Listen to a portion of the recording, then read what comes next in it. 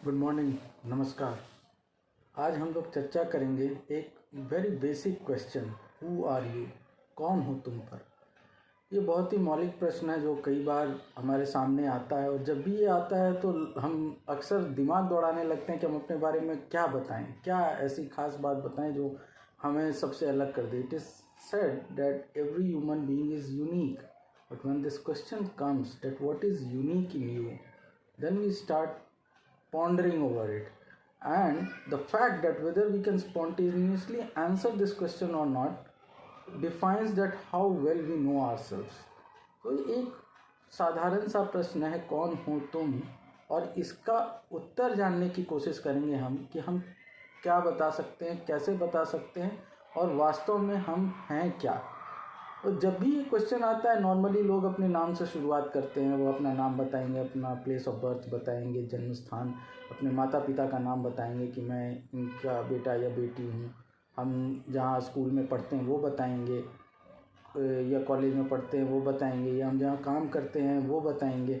तो जनरली ये सारी चीज़ें आती हैं, पर क्या ये सारी चीज़ें डिफाइन करती हैं कि हु आई एम, या हमारे पास क्या गुण हैं, हमारे पास क्या ज्ञान है, इससे भी लोगों की पहचान होती है, या हमारे रूप रंग, हमारे शरीर से भी हमारी पहचान होती है। तो एक शब्द आ रहा है पहचान। तो पहचान को पहले समझ लेते कि पहचान है क्या। पहचान का मौलिक अर्थ है किसी चीज़ को आइडेंटिफाई करना। तो और एक चीज़ है जानना। तो जानने का अर्थ है आपको उसके बारे में कुछ जानकारी है, नॉलेज है। तो यू कैन नो समवन और नो समथिंग। और पहचानने का सीधा सा तात्पर्य है आइडेंटिफाई और रिकॉग्नाइज। आपने किसी व्यक्ति को कहीं बस अड्डे पर या एयरपोर्ट पर या कहीं देखा, और दोबारा आप उसको देखते हो, तो वो व्यक्ति आपकी जानकारी का व्यक्ति नहीं जिसे आप पर्सनली जानते हैं, लेकिन फिर भी आप उसे पहचान लेते हैं कि हाँ, ये व्यक्ति, इसको तो मैंने एयरपोर्ट पर या बस स्टैंड पर या किसी और जगह देखा था, और ये दोबारा मुझे यहाँ दिख गया। जानने का अर्थ है कि आप उस व्यक्ति को पर्सनली जानते हैं, उसके बारे में आपको जानकारी है। वो व्यक्ति हो सकता है, वो कोई वस्तु हो सकती है जिसके बारे में आपको जानकारी है। कई बार ये होता है कि बहुत लोगों को आप जानते हैं लेकिन उनको आप पहचानते नहीं, और कई बार ऐसा होता है कि बहुत लोगों को आप पहचानते हैं लेकिन उनको आप जानते नहीं। तो ये जानने और पहचान, बहुत बार इनको हम एक दूसरे की जगह में प्रयोग कर देते हैं, लेकिन ये ध्यान रखना चाहिए कि हम कब कहाँ इसका प्रयोग कर रहे हैं। तो अब वापस अपने सवाल पर आते हैं कि कौन हो तुम प्रश्न पर। तो अगर कोई व्यक्ति बहुत गुणवान है तो उसके गुण का पता कैसे चलता है, या कोई व्यक्ति बहुत ज्ञानी है तो उसके ज्ञान का पता कैसे चलता है। ये एक ऐसा प्रश्न है जिसके उत्तर में ये छिपा हुआ है कि हम कौन हैं, या who I am. So let's try to understand. जब भी कोई व्यक्ति कहा जाता है कि वो गुणवान है, तो उसके गुण का पता उसके क्रियाकलाप, उसके कर्म से चलता है। साथ ही यदि कोई व्यक्ति कहा जाए कि बहुत ज्ञानी है, तो उसके ज्ञान का भी पता उसके कर्म से चलता है। अब कोई व्यक्ति बहुत ज्ञानी हो पर वह किसी को अपना ज्ञान न बांटे, या वह अपने ज्ञान को किसी को न बताए, तो ऐसे व्यक्ति के ज्ञान का क्या लाभ, या उसको हम कैसे जानेंगे कि वो व्यक्ति ज्ञानी है। अगर कोई व्यक्ति बहुत वीर है लेकिन वो कोई वीरता का कार्य न करे, वो कोई कायरतापूर्ण कार्य करे, तो हम कैसे जानेंगे कि वो वीर है। हम तो उसे कायर ही कहेंगे। तो हमारा कर्म जो है वो डिफाइन करता है कि हम कौन हैं और हम क्या हैं। कई प्रसंग आते हैं, उसमें एक छोटी सी कहानी मुझे याद आ रही है कि दो फौजी भाई लगभग 35-40 साल बाद एक दूसरे से मिलते हैं, और आपस में फिर उनकी चर्चा होने लगती है, और वो चर्चा घंटों उस एक प्रसंग की चर्चा होती है जब वो दोनों साथ में कंधे से कंधा मिलाकर दुश्मन से युद्ध क्षेत्र में लड़ाई कर रहे थे। और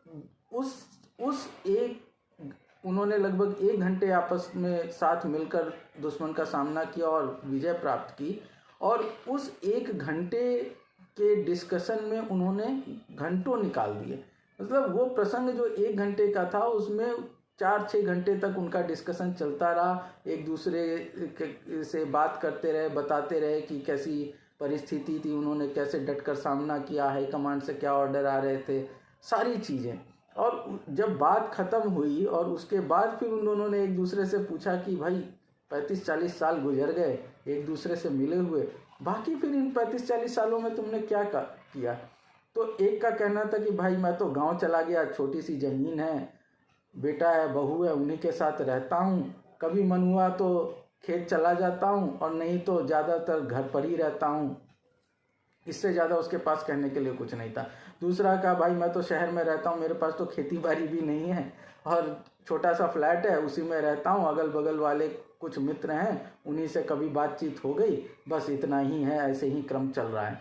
तो आप सोचिए कि 35 वर्ष के अंतराल की बात उन लोगों को 1 से 2 मिनट लगा बताने में और उन्होंने कर दी।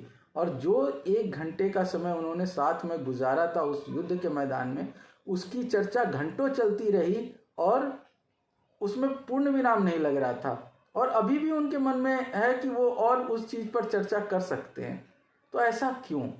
तो इसका एक मुख्य कारण यही है कि वो युद्ध क्षेत्र में उन्होंने जो वीरतापूर्वक लड़ाई की, वो उनके जीवन का एक सिग्निफिकेंट वर्क था, सिग्निफिकेंट एक्शन, एक सिग्निफिकेंट डीड था, जिसके आगे उन बाकी जो 35 वर्षों में उन्होंने किया वो न गणने लगा उन्हें। इसलिए बाकी चीज़ों में उन्हें कुछ बताने के लिए था नहीं। कहने का तात्पर्य यह है कि आप जो महत् कार्य, इम्पोर्टेंट डीड्स करते हैं, वही आपकी पहचान बनती है। अगर आप अच्छे कर्म करते हैं तो आपकी अच्छी पहचान बनती है, आप बुरे कर्म करते हैं तो आपकी बुरी पहचान बनती है। अब इसमें और भी कई प्रसंग मेरे मन में हैं, लेकिन उसमें से 1-2 प्रसंग पर ध्यान देंगे। जैसे अभिमन्यु, महाभारत के अभिमन्यु को हम सब जानते हैं। तो अभिमन्यु अकेला चक्रव्यूह के अंदर प्रवेश कर गया और सारे महारथियों से घिर गया। वहाँ गुरुद्रोण उससे पूछते कि अपना परिचय दो वत्स, छोटा सा बच्चा युद्ध क्षेत्र में सारे अस्त्र शस्त्र से सुसज्जित सामने खड़ा है। तो गुरुद्रोण पूछते हैं अपना परिचय दो वत्स। तो हाथ जोड़कर बड़ी विनम्रता से मुस्कुराते हुए कहता है कि गुरुवर, अभी तो आपके शिष्य के पुत्र और अपने मामा श्री कृष्ण के शिष्य से ज़्यादा बड़ी कोई मेरी पहचान है नहीं, और अपना परिचय बनाने ही निकला हूँ और शायद इस युद्ध के बाद अपना परिचय मुझे प्राप्त हो जाए।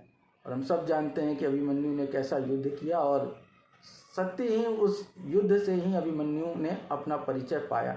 और आज जब भी अभिमन्यु की चर्चा होती है तो किस वीरतापूर्वक उसने महारथियों को परास्त किया और वीरगति को प्राप्त हुआ, यही याद आता है। बाकी वह किसका बेटा था, वह किसका शिष्य था, ये चीज़ें गौण हो जाती हैं।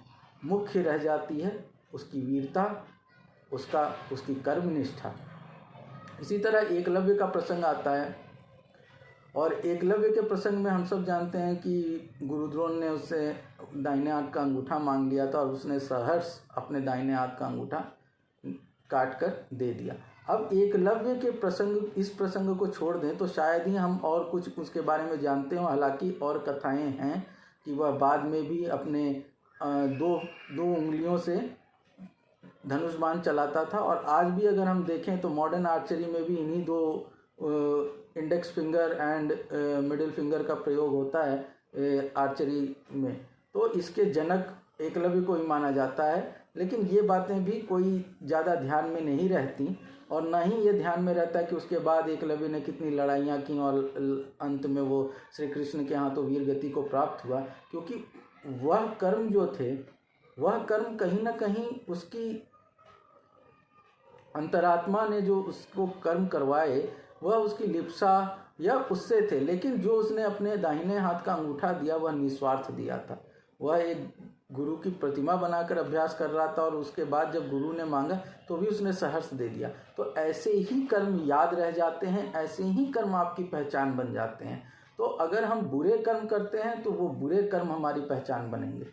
जब आत्मा शरीर को छोड़ देती है, हम कहते हैं कि व्यक्ति की मृत्यु हो गई है, तो कहते हैं कि आत्मा तो अनंत है, उसका कोई अंत है नहीं और हो सकता है वह पुनर्जन्म ले और वो दूसरे शरीर में प्रवेश करेगी तो उसकी एक नई पहचान बनेगी। और शरीर नश्वर है, वो पंच तत्व में विलीन हो जाता है। तो बचता क्या है, रह क्या जाता है? रह जाती है पहचान। जो उस व्यक्ति ने अपने जीवन काल में बनाई अपने कर्मों द्वारा। अगर उसके पास बहुत ज्ञान था और उसने ज्ञान बांटे, ज्ञानपूर्ण कर्म किए, तो वो एक ज्ञानी व्यक्ति के बारे में जानना जाता है। अगर वो बहुत वीर था, उसने वीरतापूर्वक युद्ध किया, देश की रक्षा की, तो वो एक वीर व्यक्ति के रूप में जाना जाता है। तो गुण से आपकी पहचान तभी होती है जब वह गुण कर्म में परिवर्तित हो जाते हैं और आप अपनी एक अमिट छाप छोड़ने में सक्षम होते हैं। वरना अगर आपके पास सिर्फ गुण है और उसका कभी प्रयोग न हुआ हो तो वो आपको कोई पहचान नहीं दिला सकते। रूप, रंग, ये सब गौण हो जाते हैं, रह जाता है सिर्फ कर्म। इस संदर्भ में अष्टावक्र का एग्जाम्पल लेना चाहूँगा। 8 अंग से टेढ़े अष्टावक्र जब जनक की सभा में पहुँचते हैं तो सभी लोग उन पर हंसने लगते हैं और अष्टावक्र भी खूब जोर जोर से हंसने लगते हैं। तो सभी शांत होकर पूछते हैं, भाई तुम क्यों हंस रहे हो? तो उन्होंने बोला कि मैं इस बात पर हंस रहा हूँ कि कहाँ मैं सोचा था कि मैं ज्ञानियों की सभा में जा रहा हूँ, कुछ शास्त्रार्थ करने का अवसर मिलेगा, कुछ सीखने का अवसर मिलेगा, पर मैं तो यहाँ चमारों के बीच में आ गया। अब सब लोग चौंक उठे, चमार कह रहा है, ये किसे चमार कह रहा है? राजा जनक ने पूछा कि आप किसको चमार कह रहे हैं? कहा, जो लोग मेरे अंदर के ज्ञान को नहीं पहचान सके और मेरे चमड़े हाड़ मांस पर ही जिनकी नज़र टिकी रही, उन्हें मैं चमार न कहूँ तो और क्या कहूँ। सभी लोग बड़े लज्जित हुए। कहने का तात्पर्य ये है कि वो अष्टावक्र का कहना था कि ये शरीर मैं नहीं हूँ, मेरे अंदर का ज्ञान देखो। और वो ज्ञान जो है वो ऐसा नहीं कि उन्होंने छुपा रखा था, वो ज्ञान लोगों में प्रसारित करना चाहते थे, लोगों के अंधविश्वास, अर्ध ज्ञान को समाप्त करना चाहते थे, और इसलिए वो जनक के दरबार में शास्त्रार्थ करने पहुँचे थे। और आज अष्टावक्र गीता के रूप में उनका ज्ञान हमारे सामने है। तो हम जानते हैं कि अष्टावक्र जी ने अपना ज्ञान बांटा और इसकी वजह से उनकी पहचान बनी। सिर्फ ज्ञानी थे, इस वजह से शायद उनकी वो पहचान नहीं बनती। तो हमारा कर्म ही हमारी पहचान बनती है और इस चीज़ का हमें हमेशा ध्यान रखना चाहिए कि हम अच्छा कर्म करें ताकि हमारी अच्छी पहचान बने। क्योंकि हम जब तक जीवित रहते हैं हम अपने कर्म से ही पहचाने जाते हैं, और जब हम चले जाते हैं, संसार से विदा ले लेते हैं, तब भी हम अपने कर्म से ही पहचाने जाते हैं। वही हमारी पहचान रह जाती है, उसी रूप में लोग हमें याद करते हैं। और इस पर मैं अपनी 2 पंक्तियों के साथ समाप्त करना चाहूँगा कि माटी का है चोला सबका, माटी में मिल जाना है, पर माटी में मिलने से पहले एक पहचान अमिट लिख जाना है। जो पढ़े कोई पहचान तो बोले, व्यक्ति वह अलग निराला था। तेल और बाती का आश्रय माटी का दीपक, वो अंधेरा मिटाने वाला था। तो आइए हम अंधेरा मिटाने वाले माटी के दीपक सब बनने का प्रयास करें, हम सद्कर्म करें और अपनी पहचान बनाएं। और अगली बार जब कोई हमसे यह प्रश्न पूछे, हु आर यू और हु आई एम, तो हमारे पास कोई ना कोई ऐसा यूनिक महत्वपूर्ण कर्म होना चाहिए जिससे हम अपनी पहचान बता सकें। बहुत बहुत धन्यवाद। Thank you.